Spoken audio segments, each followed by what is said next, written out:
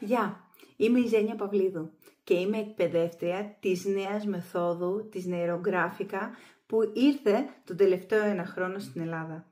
Είμαι η Ζένια Παυλίδου και είμαι αυτή η οποία σας δίνει τη δυνατότητα να εκπαιδευτείτε πώς να αλλάζετε την νευρονική σύνδεση του εγκεφάλου σας. Γιατί να το κάνετε αυτό, μπορεί να ρωτήσει κάποιος.